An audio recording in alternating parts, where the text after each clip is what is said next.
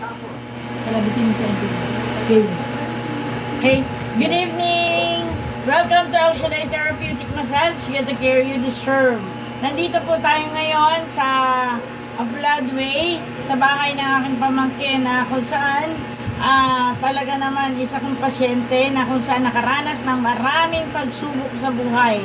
Pero dahil sa therapy, dahil sa MTI, tanungin natin siya kung anong nangyari sa kanya. Pangalan at taga saan? Ako po si Lisa Malabanan, taga Floodway. Ang naranasan ko po, nung ako po ay na high blood, tapos masasakit yung balakang ko, likod.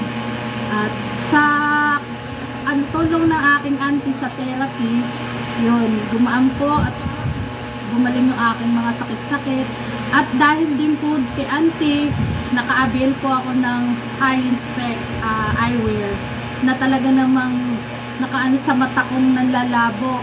Dati, pag tumitingin ako sa araw, hindi ako makatingin kasi bigla nasisilaw ako, tapos lumalabo na yung paningin ko. Nahihilo. Pero nung gumagamit na ako nito, 3 years na.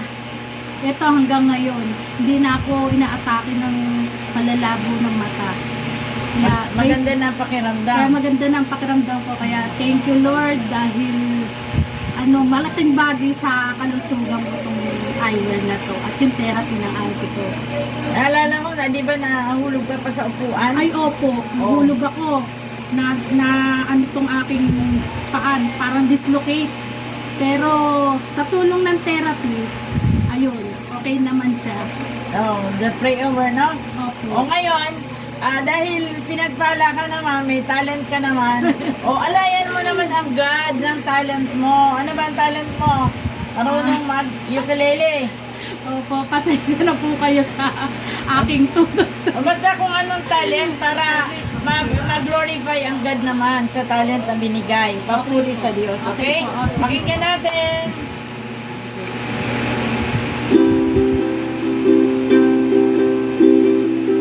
Handa kong gawin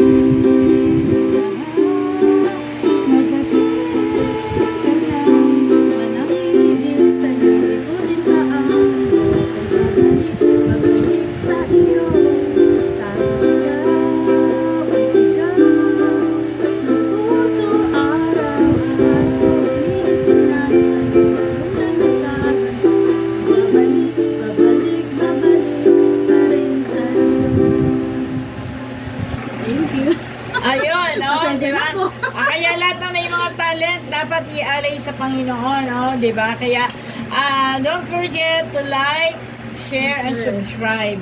And of course, view the videos. Sapagkat malaking tulong po sa atin.